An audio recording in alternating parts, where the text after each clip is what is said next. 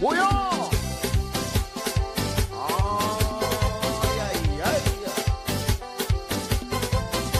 That's like a sauce.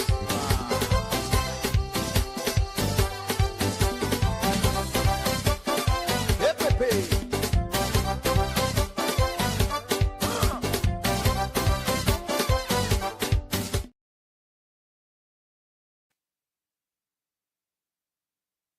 Let the rhythm inspire you at the St. Lucia Jazz and Arts Festival 2026.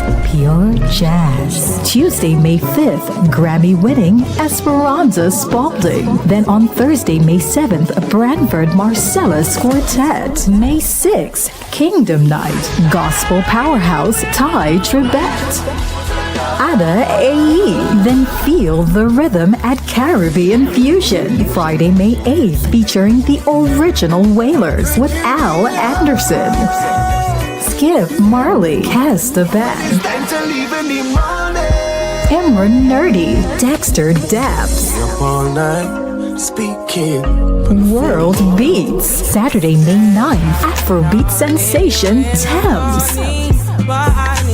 Princess Lover, X-Man, Lou City, October 4, and Ella May. The Ultimate Celebration, Sunday, May 10th, featuring the legendary Billy Ocean. Beverly Knight, Mervyn Wilkinson, R&B icons Brandy and Monica. Online tickets available at stluciajazzandartsfestival.com.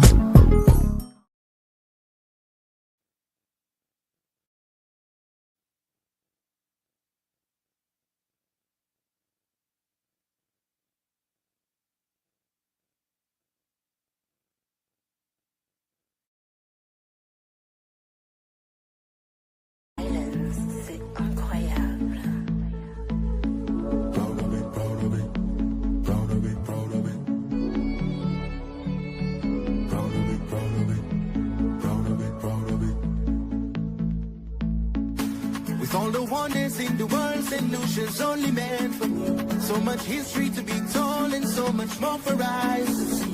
The colors feel the love, I can tell you all the way. Proud of it, proud of it, proud of it, proud of it. It don't matter where I voyage, it don't matter where I roam. Majestic becomes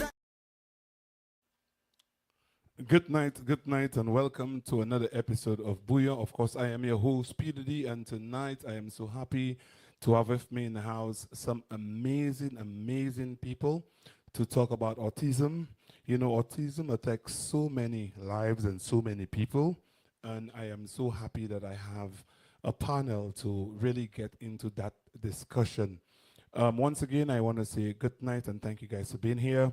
I want to also give a big shout out to my SLNDC family for an amazing prayer breakfast yesterday.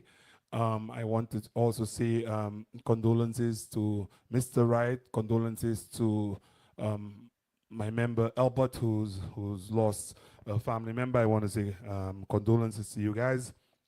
But let me tell you guys, I'm about to have a really amazing discussion. Before I bring my panel on, and we're gonna play one more ad, and then I'm gonna bring them on, and then we're gonna get into the heart and the meat of this discussion. I also want to thank my my Bouyon team for always working tirelessly to ensure that we have a good show, a good program. So thank you, Bouyon and Bouyon team.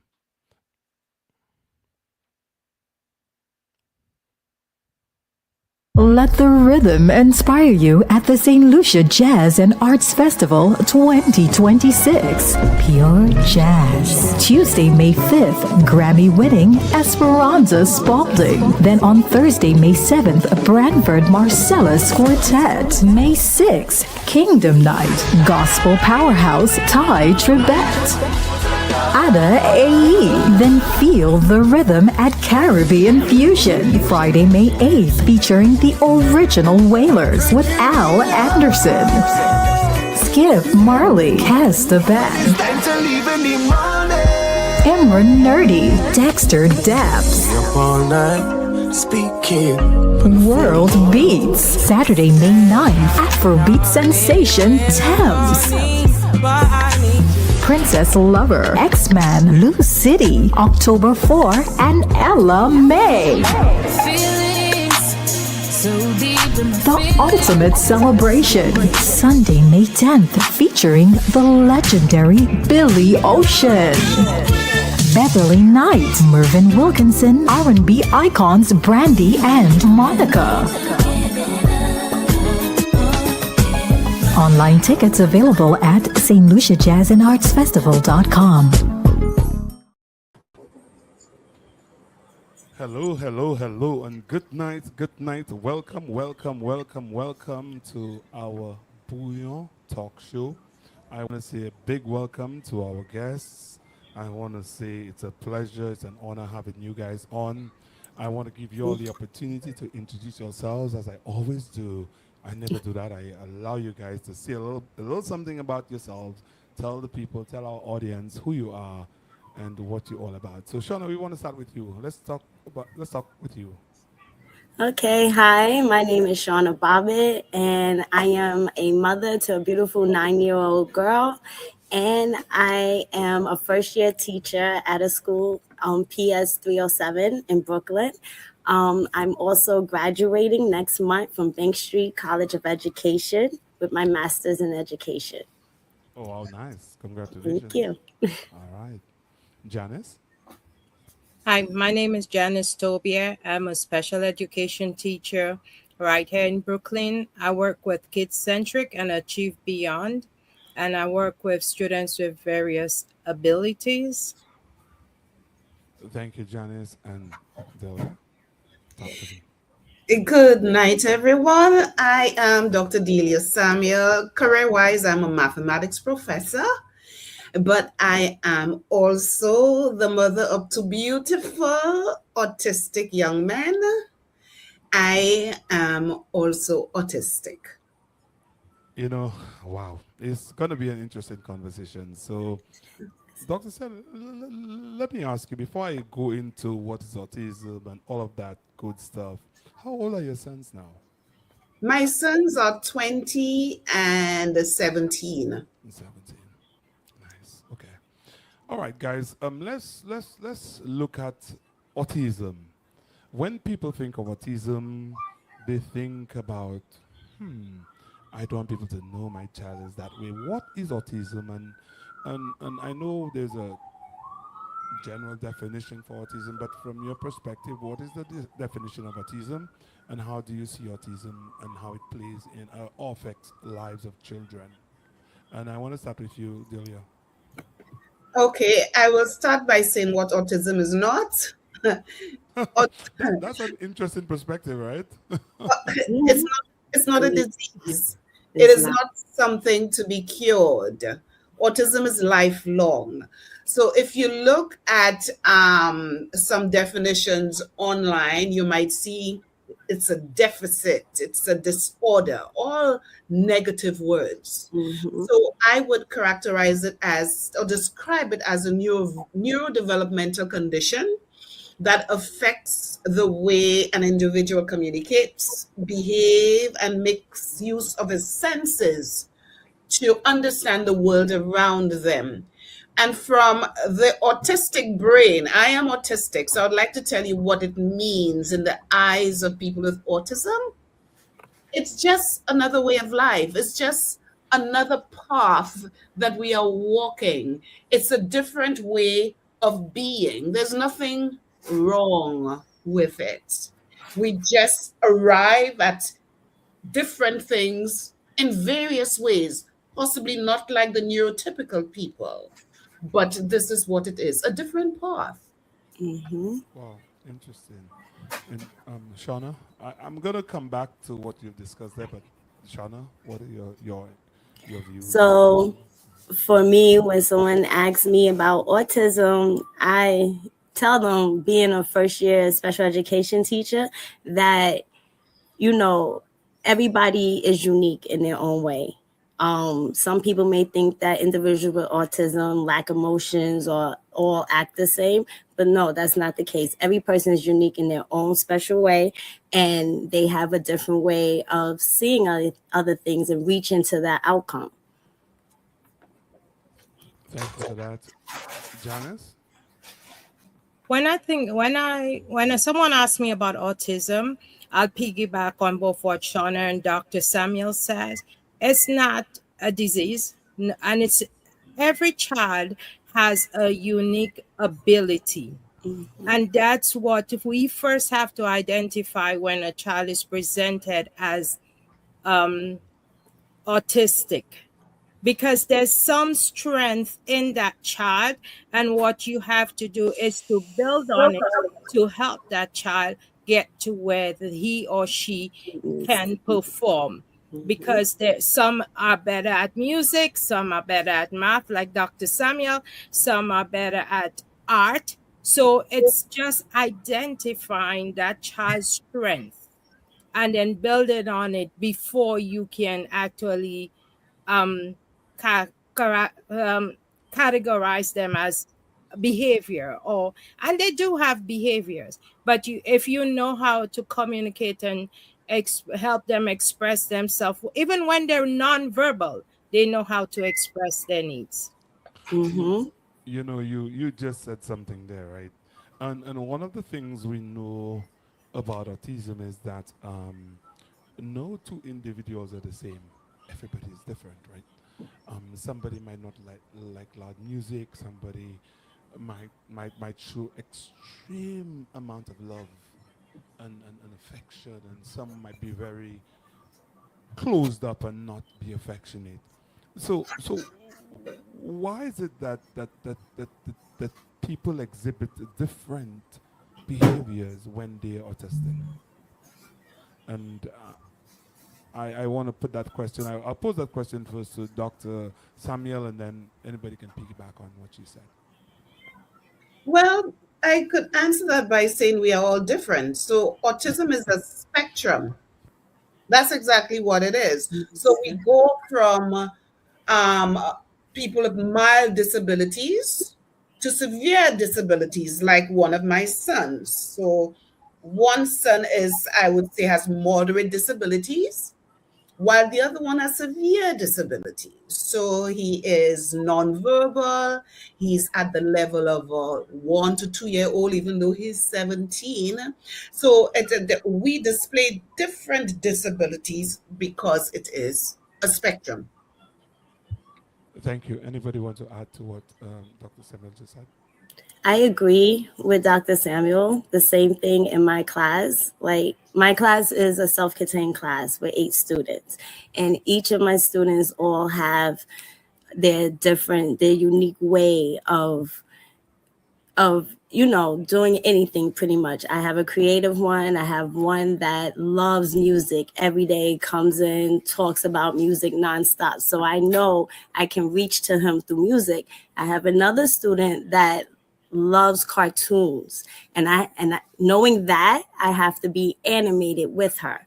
I have another student that's very shy and timid, don't want to say much. So I know for me, with her, it's a one-on-one conversation to help to support her in her needs. So she is absolutely right. Dr. Sam is absolutely right. It's a spectrum. Each child falls on a different part of the spectrum.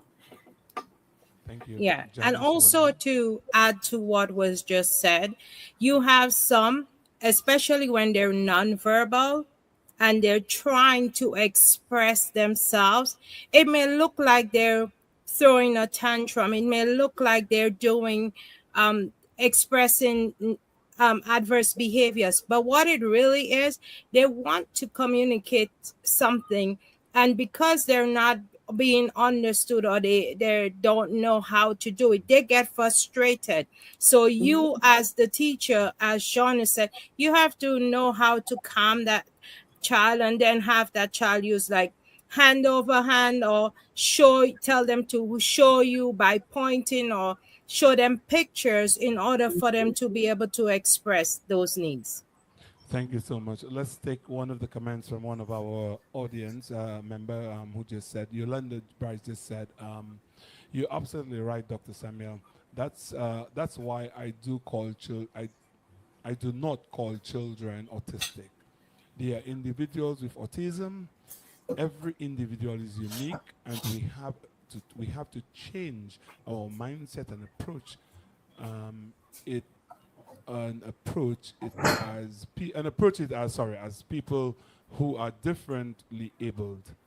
I oppose to people who are disabled, and I think she's opposed to calling people that. And that's a I think Dr. Samuel made a very important point about not categorizing them or calling them that way. But one of the things that growing up, and I really want to address this today tonight, is that we look at people with disability or with maybe autism as they're different, yes, but are they less than we are? And I think that's the No. important point. And I know I just generated a whole heap of thing there of all emotions and thought. But in life, like sometimes, and I want to use an example, a live example of my situation where a teacher said, "Oh, your son." They called us and said, "Oh, your son, he's only doing." If my wife is on, she'll testify to that, or confirm that he's only doing trucks and vehicles and whatever, and he doesn't listen or he's not listening, and they think that he may be autistic. And I remembered that, and I remembered, and there's still a photo of me being extremely worried. And my wife shares it occasionally with me, says, "Remember that day?" And I said, "I remember that day." And I remember the day because I remembered we went to have an assessment done on a Saturday, it was. And my son was there with us, and then we were in an elevator. And he was assessed in the elevator, unknown to us. Just the professor just asking him questions, having a conversation, and they interacted. And she says, "He's not autistic. He's fine. He's a capable young man. He's good." Me saying all of that, I want you guys to tell me, what does it mean to be on the spectrum? Because a lot of times we talk about the spectrum. The spectrum. What is the spectrum? And what does that mean to be on the spectrum? And Janice, I'll start with you. What does it mean when someone says your child is on the spectrum or you are on the spectrum? Because from what I've understood, I think I'm on the spectrum. Is that relatable, or can you see what I'm talking about? Like, I'm a guy who like things in a certain way. Does that mean I'm on the spectrum? Actually, I would start by saying this. I hear it a lot, but a lot of the times when teachers or persons say that child is on the spectrum, it's usually, in my experiences, based on the behavior, or if a child does not want to play with someone else and so on. But does that mean that they're on the spectrum? No. And most times, because I work with the early childhood population, I ask their parents to try and get the child evaluated. Because sometimes, like we keep saying, every child is unique. Sometimes they develop slower. I've had students where they said they're on the spectrum just because they didn't speak by the expected age. But then after a year or so of getting services, because up here in the US, or in New York, they say they're a student with disability between 3 and 5. They don't give them that label. It's after 5 they give them a classification, not a label, a classification. So what you find that, so when you say the child is on a spectrum, they usually go if the child is playing in parallel play or don't want to play with someone else, or the child is throwing tantrums, or if they're nonverbal. And I've had students who were nonverbal and just developed typically, and they were not autistic. They just had a speech delay. Thank you. Anybody want to chime in on that question? Delia? I would say when someone is on the spectrum, there are certain red flags that would pop up. So I'll give you an example. Autistic individuals love routine. They're extremely structured, extremely organized. But you may say, but I like routine. I have a routine to my day that I have to keep to. However, what happens when your routine is disrupted? How do you behave? Do you hit your head?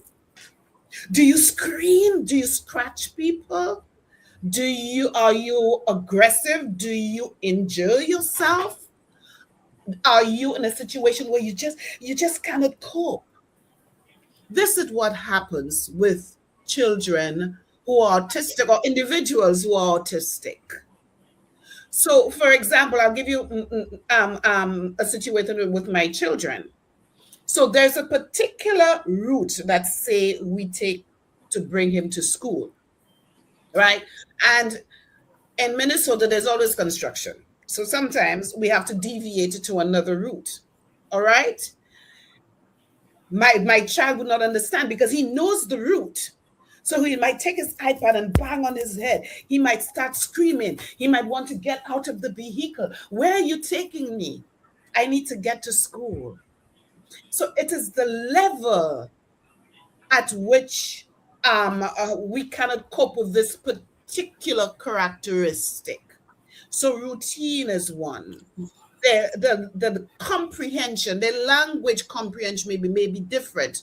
As I said, some are nonverbal, but others you may have to converse with them differently. Yes. Autistic individuals, don't give them idioms.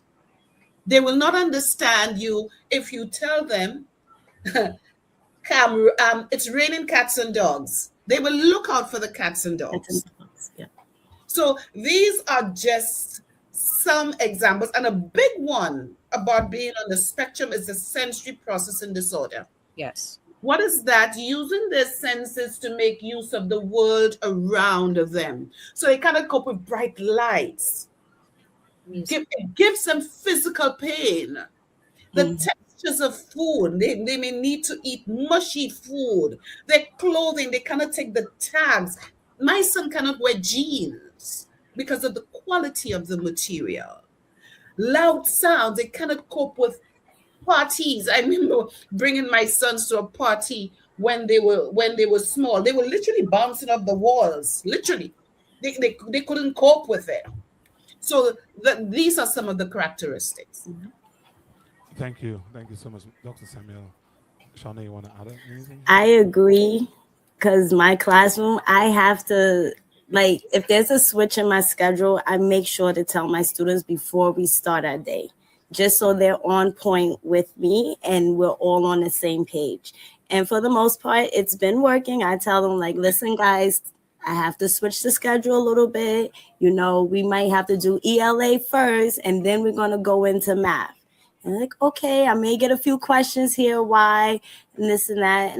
And I'll explain it to them. Also, I have students, the same thing with the lighting in my room. A lot of them complain about the lighting. And I understand completely because the lighting in my room bothers me as well. So I agree with them. I put one light on and I have little lights in the back room. And then we have the smart board. Loud noise. I have plenty of sound counseling headphones for them, especially. The loud noises that we get, it's yeah. So I agree, definitely. But you have to, I would say if you're gonna switch your routine, just let them know. That's what I do in the morning before we start anything. I have them come in, unpack. I'm like, guys, can we take a quick look at the floor today? You guys know it's a Monday schedule. This is normally our schedule, but I had to make a little adjustments here and there, answer a few questions, and everything will go smoothly. Wow. So it's about routine. Yes. We just come It's a to lot learn about It's big. routine. a lot about routine. Let's just say good night and good evening to everyone who have joined us. We want to say, guys, thank you so much for being here. Uh, Sharice, I see you. I want to say good night to you. Chelsea, I see you as well. I want to say good night. I want to encourage you guys to like and share the page. Somebody just said, we witness so many children. We witness so many children in my age range, 3 to 5, that I teach who are misdiagnosed. And that's an important point about being misdiagnosed. How do we and Dr. Samuel, maybe you might be really equipped and to answer that question. Um, when a child comes, first of all, like saying, okay, is that child autistic? Because the child is particular, because they want certain things done, they behave in a certain way. How do we assess and how do we evaluate kids and know that they are autistic? Or is it a long drawn out process that we go through? Or is it just a few things that we look for and we say, okay, you're autistic or you're not? It's actually done by a psychologist in St. Lucia. It's done by pediatricians who are Mm. qualified to assess that individual, and it is a drawn. It's long, and I will give you an example of for me when I was diagnosed, and I was diagnosed as an adult. I was diagnosed in 2021, and I only went to be I only went to the psychologist because I saw myself in my children. They were acting like me when I was younger. And what I had to do, because I was an adult, had these, I think it was a packet with at least 20 pages. Quite, I don't like to use the word intrusive, but it really went into my life, making me remember things I prefer to forget, you know. And so I had to go into my childhood, see what I was like as a child, what were my behaviors, what were my sensitivities, what didn't I like, what did people say about me. And they asked me critics in like things like about my attention to routine. Do I like detail? Do I like idle conversations? How do I deal with light? What have we been talking about? How do I deal with social situations? That's a big one. Mhm. How do I react? Can I hold conversations with people? And after that, my family members had to be interviewed about me. Ah, And then after that, I had to go to the psychologist. I think I sat there for over 2 hours, and she was just asking me questions, asking me about my behaviors and giving me different scenarios.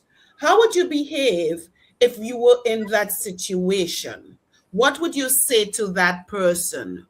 Um, are you extremely honest? Which I am. I this is something I'm working on. I just say as is. I'm extremely frank. I'm extremely honest. I cannot deal with lies. It's almost as if this is it's a no-no for me.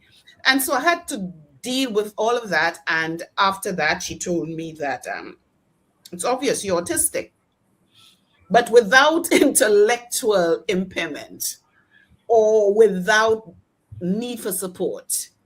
In other words, I don't need help from anybody. I can live alone. And the same thing happened with my children when they were diagnosed. One was diagnosed really, really early. He must have been about 2 or 2.5. And the second one was about 4. And the 4-year-old, what happened with him is that he started speaking when he was 2, but he lost words. He just lost all his words. And I noticed with the way he used to play with toys, and his fixation for different things and his rocking back and forth and so on, and he was diagnosed with autism. Again, I had to go through all of this paperwork, which I honestly have difficulty with it. It's just too much paperwork for parents, to go through. And ask so many questions about him. And then they had to question him, bring him in a room, watch him play with blocks and with cars, and see his attention span. And some people confuse autism with ADHD. Mhm. However, a lot of autistic individuals do have ADHD, but some do not. And Mhm. so they think that people who have ADHD have autism, not necessarily. Really. Both of my sons have both. So it's a lot of you answer questions, but it's a lot of observation as well. Yes. Wow, thank Yes, it you. is. Shauna, you want to chime in here? Yes, as I was listening to Dr. Samuels, where she said that a lot of people say that autism and ADHD is the same, and it's not. They may have some the same. Let me see, like the same. I want to say qualities, but I'm not too sure if that's the right word. But it's not. My daughter was diagnosed with ADHD, and she doesn't have autism, but it's a lot of some of the same. Um, oh, what's the word I'm looking for? Is it Drawing a blank. characteristics? I don't know. Yes, thank you. Thank you so much. The same characteristics I see in her, I see in some of my students as well. So all I like what I really want is for us as humans to understand that there's a difference between autism and ADHD. And like Dr. Samuel said, one may have both, the other may not have one or the other. But there is a difference, and you have to understand it's going to take a lot of communications. It's going to take an open mind to work with individuals that are autistic and a lot of patience. Communication and being open mind, I think, are the most strongest things that we can have to help individuals with autism. Thank you for that. Janice, do you want to add anything here? Yeah, because I'm in the early childhood section, I piggyback on both what Dr. Samuel and Shauna says, but at the same time, and that's what sometimes turn the parents away, is those packets. They're so Hmm. thick, especially for the initial um to just to get permission to start the test with the psychologist, the special ed teacher, the speech, the OT, the PT, that's and all of that. And the parents only need to sign one paper, but the packet is so thick. And then it also causes, I don't know if people know, a few years back, if once a child was enrolled in special ed, they continued special ed for the rest of their life. That has changed. And Hmm. parents don't want to do that. A lot of them, they get into the denial stage. And if anybody have ever listened to Dr. Samuel give her story or read her book, you'll find the different stages that she went through, which a lot of parents go through. Because of that, I'm a very strong advocate for parents. And I encourage my parents to get their children tested, because that's the only way you can know the difference. Because sometimes the teachers will just tell them, I listen to the teachers tell the parent, oh, your child seemed to have autism. How can you diagnose a 3 or 5 year old with autism when they've not gone through the process? And most times, some of them don't have it. Some of them are truly spoiled, and they exhibit Yeah. behaviors that tells that they're spoiled, but it doesn't mean that they're autistic. So it's always better to go through the process and Get your child just give yourself that peace of mind. That's what I'll say. Thank you for that. We have something from again Yolanda, who said autism is not manifested in the same way for all persons with the condition. It has an extremely wide range. As a result, it's called a spectrum because of that breadth. Autism cannot be fit on the uniformed blanketed list of descriptions, behaviors. And I know exactly what she's saying, and she's saying that because, and you guys have said that autism is so broad, and the spectrum is so wide because even Mm-hmm. sometimes, and Dr. Samuel made a very good point that you've lived your life never even thinking that there's anything wrong with you, right? Maybe now you think when you're diagnosed, or maybe as looking at your kids, you kind of think, when I was growing up, I was like that. But then you're an amazingly remarkable, brilliant woman who have gone. I mean, you must be really bright to be doing mathematics, right? So I'm just saying that, right? And the point I'm trying to make is is how we as communities, as a society, what is our perception of autism?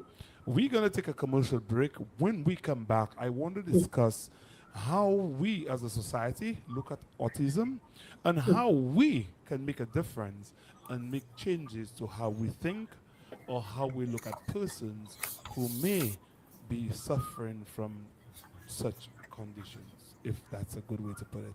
I'm very careful with my words tonight because I don't want to say the wrong thing. Thank you guys. Again, Thank we will be right back. you. Thursday, April 30th, the St. Lucia Jazz and Arts Festival 2026. Opening night ignites at the Mindu Phillip Park, and we're blazing the trail with the King of Fire, Cableton. Say more fire.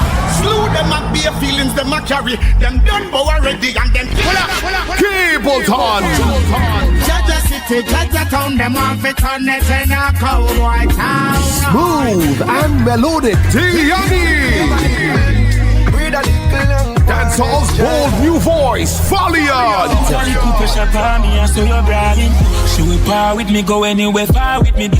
King of Bouyon, Asa Bantan. Country power with international star You say that your new love's not Amber Digby. St. Lucian country icons LM Stone and Siobhan Seeley. Plus a special tribute to Kaiso legends. Thursday, April 30th at the Mindu Phillip Park. Be there. Tickets online at St. Lucia Jazz and ArtsFestival.com and physical tickets at regular outlets. Let the rhythm inspire you at the St. Lucia Jazz and Arts Festival 2026. Pure Jazz. Tuesday, May 5th, Grammy-winning Esperanza Spalding. Then on Thursday, May 7th, Branford Marcellus Quartet. May 6th, Kingdom Night, Gospel Powerhouse Ty Tribbett. Ada AE. Then feel the rhythm at Caribbean Fusion. Friday, May 8th, featuring the original Wailers with Al Anderson. Skip Marley, Cast the Band. Imran Nerdy, Dexter Daps. World Beats. Saturday, May 9th, Afrobeat sensation Thames. Princess Lover, X-Man, Lou City, October 4, and Ella May. The Ultimate Celebration, Sunday, May 10th, featuring the legendary Billy Ocean. Beverly Knight, Mervyn Wilkinson, R&B icons Brandy and Monica. Online tickets available at stluciajazzandartsfestival.com.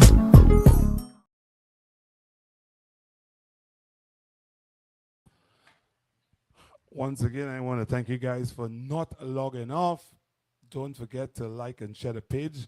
Tell a friend to tell a friend that Watch Radio is on. Peter D is here, and we're doing things our way. We're talking about autism. I want to thank all of our guests here tonight. It's important that we have these conversations. I also want to thank our sponsors, St. Lucia Tourism Authority, for sponsoring our Bouyon Talk Show. And of course, it's all about St. Lucia Jazz Festival.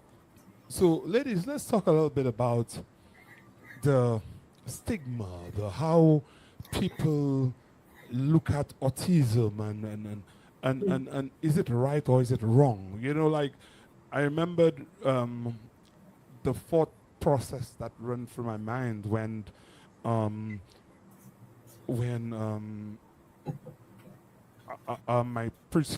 son preschool said we think you should get him assessed and so on. I remembered all of the emotions that run through my head. Is there that stigma of being ashamed? Is that point of, oh my God, is my child autistic? Will my child be able to fit in society? How will that impact my child? And Shauna, I wanna start with you because you deal with kids with autism all the time. And I kind of wanted to walk us through what it is like to be teaching a class full of children with different needs, because it could be so daunting and challenging because everybody in that room there's a different expectation for each of them. So for me, a typical day is honestly it's fun. I find it very fun. My children, my students, they are they are full of energy for once. Every morning they come into school, they're on 10, and I'm about to get to 10, so I can at least meet them halfway.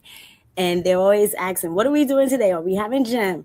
And I tell them, "Okay, okay, yes, we have gym, but first, let's focus on the first thing. Let's go get breakfast and get upstairs, settle, and get ready for the day." Um, it's like you said, it's a lot of different personalities in the class. So I may have one student want to ask about the whole day, and then the other student want to ask about the prep schedule, what time are they going to gym, and it's a lot to handle. But you have to understand and know, okay, you have to give me 1 minute. I'm going to answer your question. Stay right here. Don't move. Stay right here.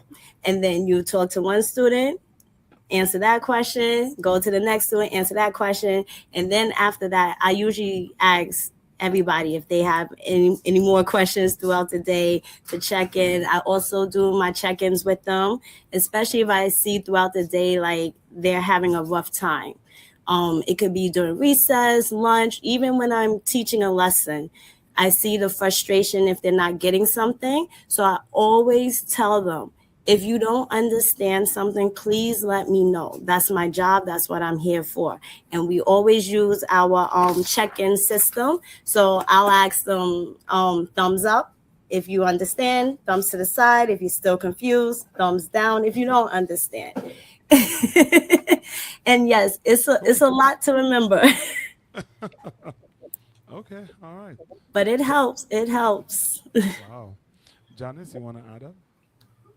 Yeah, when you talk about the stigma, a lot of people tend to say, or when they see individuals who are autistic, they have this, like, if you meet them outside. I've had students with their parents, when we go out or we're in the play yard or something, some people look at them when they have their meltdowns and so on and say, oh, they just don't know how to behave. And some teachers say, oh, I don't want to deal with them, you need to take that student, and so on. But they don't take the time to understand. Sometimes I have to say, no, you have to ask the child, because some of those who speak, you have to give them that time to express themselves. And I think that's why I'm glad that I'm part of HAPA, um, and in St. Lucia, where I'm the secretary and Dr. Samuel is the president. And that's been since 2015. I must say there's been a lot more awareness, and there's still a lot of work to be done in terms of the awareness, and not even when um, persons with autism go to church, they don't understand. And some parents don't want to take them out. Some parents don't want to do typical stuff with them because of how people label them or how people see them, or make the parent think or the family think that they're bad at parenting. And that's not the case. And they just need the support, they need the love, they need the help. The parents themselves are overwhelmed, and they need that support to help them realize they didn't do anything wrong. They just need that support to know how to work with the child or the children. I'm happy you brought this out, and I want to say that to parents out there that there's nothing wrong in getting your child assessed. If you're not doing a disservice to them, I think you actually helping them, because if they're not autistic, then great. If they are autistic, then they will get the necessary help that they need. Yes.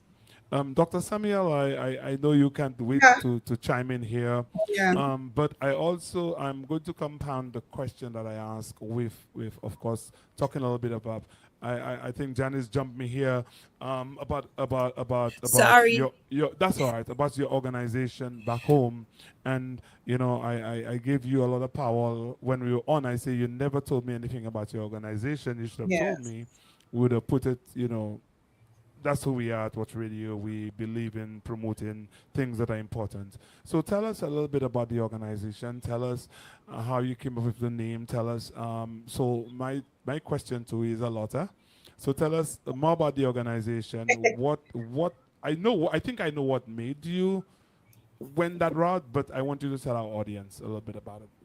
Okay, and I hope you come back to me with the stigma question because I have a lot to say about that from an autistic I point of know. view.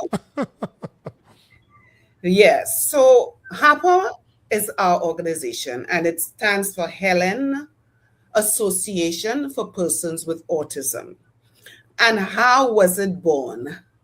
So it was from my story. As you know, I have 2 children with autism, and I went through a grief process, denial, confusion, a lot of anger, a lot of guilt. And then I reached the acceptance stage where I accepted autism. And I have to say right now, I've added a new stage to the grief process. I'm at the rejoicing stage. I actually rejoice in autism. I love autism. So I'm at that stage. So it was when I was at the acceptance stage and I had reached a point where I can do this. And I saw so many parents in speaking to others, so many parents were still angry and so much in denial. And what happened is that I wanted to give back to St. Lucia and to let them know that you can triumph against the odds in spite of this challenging journey. And so in 2015, I came up with this idea, this big idea, and people told me, you cannot do this, to have the first Autism Awareness Conference in St. Lucia. That was in 2015. And I had 300 participants there. And it was there I roped in my dear Janice Tobier, as well as my vice president, Susie Hall Fontaine. And so I roped in Janice. The 2 of us went down to St. Lucia with some therapists, and we had that conference. And that was the beginning of what we called at that time the St. Lucia Autism Awareness Conference. And what was the purpose of it? To promote autism awareness in St. Lucia, and not only awareness, acceptance, and to help families, to help them to get the resources that they need, and to help them to navigate. It is not an easy road, this difficult journey of autism. And that is why HAPA is here. And our logo and is a hibiscus, actually. It's the St. Lucian hibiscus, but the colors are the colors of the flag, you know? And why? We chose the hibiscus. It's a familiar flower, but it's unique and it is beautiful, which is what every autistic individual is. You are unique. You are beautiful. There's nothing wrong with you. You do not need fixing. You are not a burden. So that is what we are. And our slogan is embracing uniqueness, unlocking potential. Because every autistic individual can thrive when given the necessary support.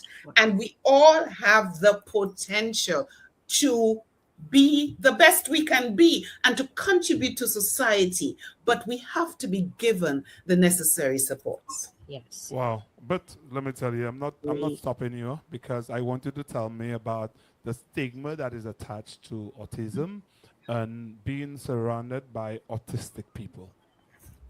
You know, Peter D., the most difficult part for me of the autism journey, it's a difficult part for parents, you know, with our children, it's difficult.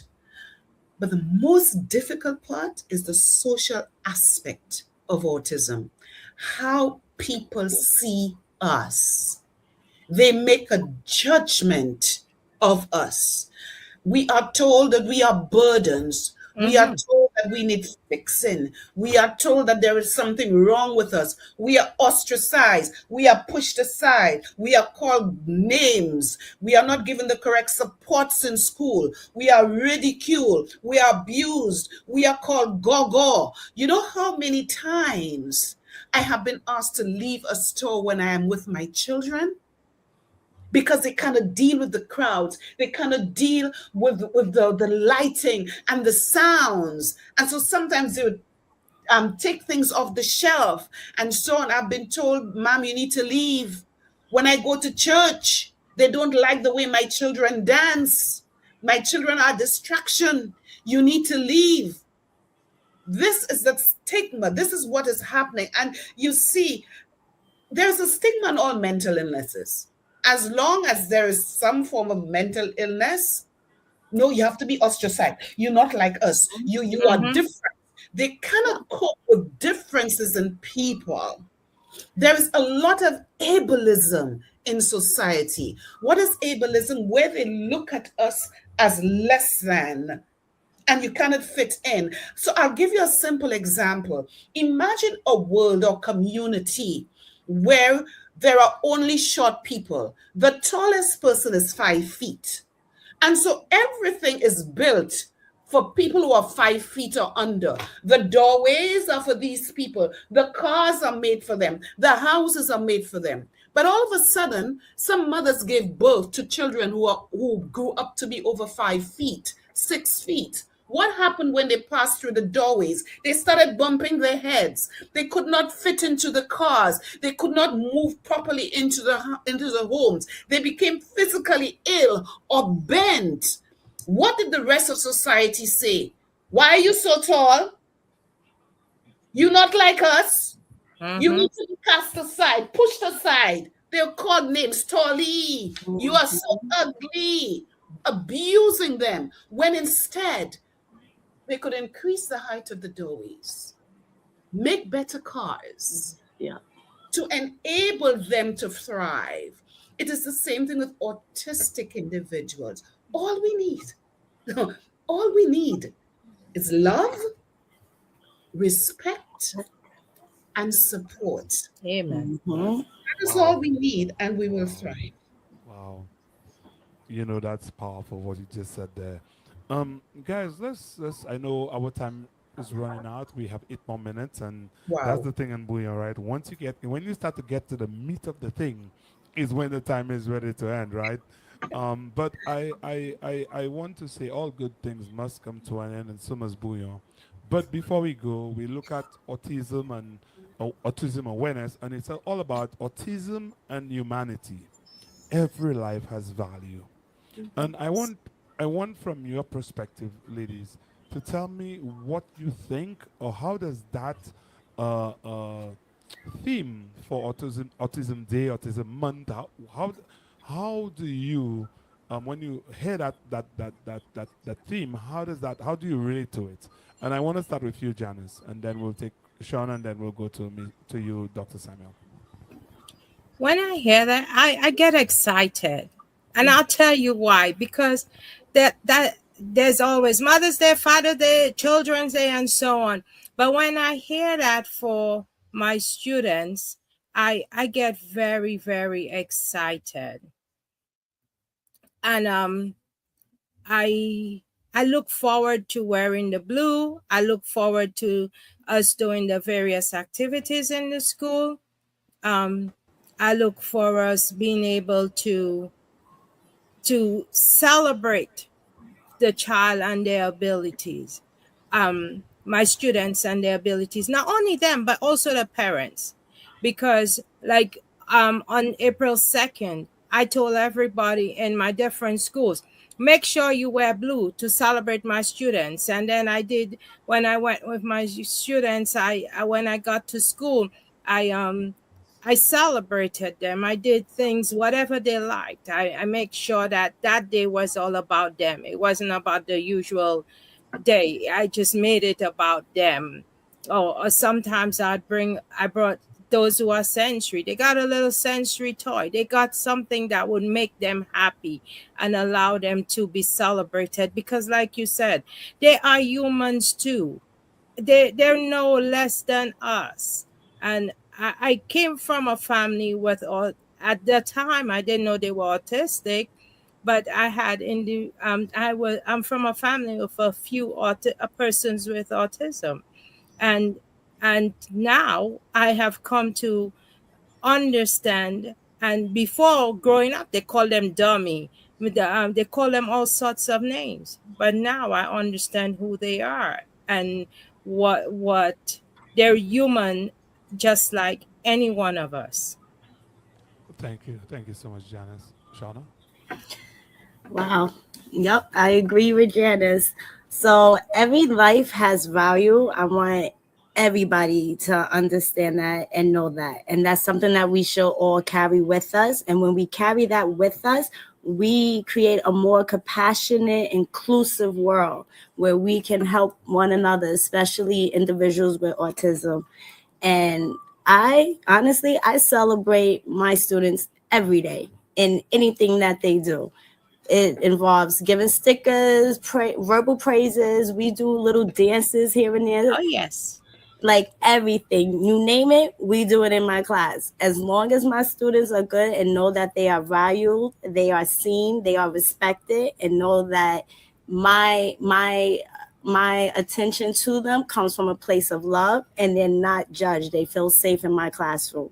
So that's something that we have to carry with us. And we also need to let people know that autism is something that you should not fear or misunderstood. Take the time out, open mind, communication, that is all key. Thank you, Shauna. Dr. Samuel. I love the phrase every life has value. Not one, not some, but every life.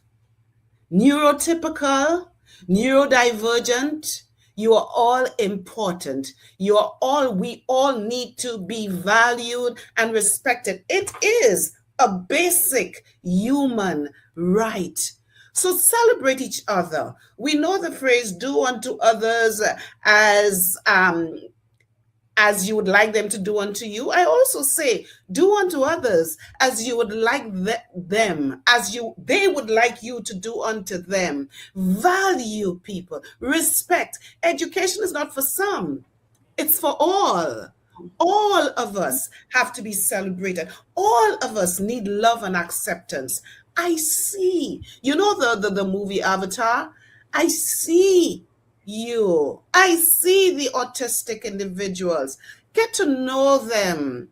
We are beautiful. Get to know us, and you would love us and understand us. Become aware, Mhm. accept, and include. Thank you so much for that, Delia. Thank you so much. Let's just read what Sabina just says. She says, Ms. Bobbitt, I love that you create a space for your students to express how they feel. The kind of interaction in the classroom is powerful. This kind of interaction is powerful. Well done, lady. Yolanda said, Thank you. teaching children with autism is challenging, as it is teaching in general. The sad thing is that most people equate autism with unintelligence or difficulty in learning. Many children with autism have incredible IQs and have abilities Yes, they that do. are far surpass that of Yes. their peers. As a matter of fact, sometimes the disability lie in the teachers, caregivers, and people in the community who ill-equipped and inadequate to interact with these individuals. They have a unique way of expressing and processing. And she also said because we are uncomfortable with differences, we have been conditioned to always want to fit in, or else we feel inadequate. Hmm. And she says about you guys are giving me life. Thank you guys for the shares. You're She says welcome. amazing show, and Sabina said amazing show. Yes, Yolanda, and I'll tell you this, right? Yolanda made some really good points. A lot of times, I think it is us that are not able to deal and to cope. I've met a number of persons who are autistic and who have disabilities, and one of the things I found is that there's so much love with these individuals. The amount of love they give you is kind of like unmeasurable, man. Yeah. It's just so unique. Yes. I'm Yes. like, what? So, you know, so I'm really tonight happy that you ladies accepted my invitation to be on this show. I want to thank you so very much. One of the things I do, I like to say I want to do a part two. I think I want to do a part three as well. Part two and then part three. I think it's important. I think for me, educating and letting people know that we should not be ashamed. We should not hold it against persons or Mm-hmm. our children who are suffering or or who are autistic. We should not hold it against them. We should love them. We should embrace them, Yes. and we should teach them. Yes. And I think that's important. But before we go, normally on my show, I like to have the last word, and I will. But I want to give each of you guys 30 seconds to address the audience and say anything that you want to say. And Shauna, I'll start with you, and Janice, you next, and then, of course, Dr. Samuel will be last. Thanks for having me on the show. This was a blast. I had fun, and I don't know how much I can stress this out. Be a support system for the families, especially for the students. Be an advocate for the students and the families. And just remember, like I said, like we all said tonight, everyone is unique in their own way, but we have to have an open mind and be inclusive and accept everyone for who they are. Love is strong. Love is strong, and just accept them. Thank you very much, You're Janice. welcome. And I piggyback on what Miss Bobbitt says. Love. I think the key word is love and embracing each individual's uniqueness. And when we do that, it helps the parents and others to better Mhm. understand who they're dealing with. And I thank you for having me, and for the audience having me. And I think just remember to love, embrace, and remember everyone is unique and has a different potential. Thank you, Delia.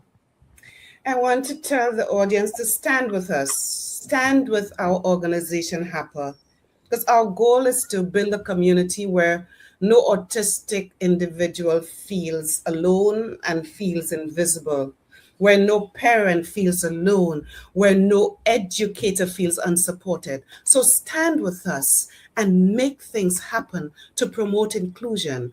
And a final word for the parents who are walking this journey, the parents of autistic individuals. Kudos, kudos to you. Big up to you. And I want to let them know that they are enough, that they are enough.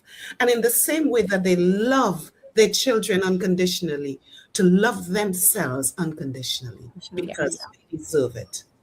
Thank you so much. Thank you so much, Dr. Samuel. I want to thank you guys for joining us on, of course, Bouyon tonight. I want to thank my guests for being here. Don't forget, you guys have a platform to talk about autism. I want to, tell everybody out there that every life has value. Every person has value. Let us treat each other with respect, with kindness, and with love. Once again, I want to say thank you for being on Bouyon Talk Show tonight. Good night, goodbye, and see you guys next time. Good night. Good Good night. night.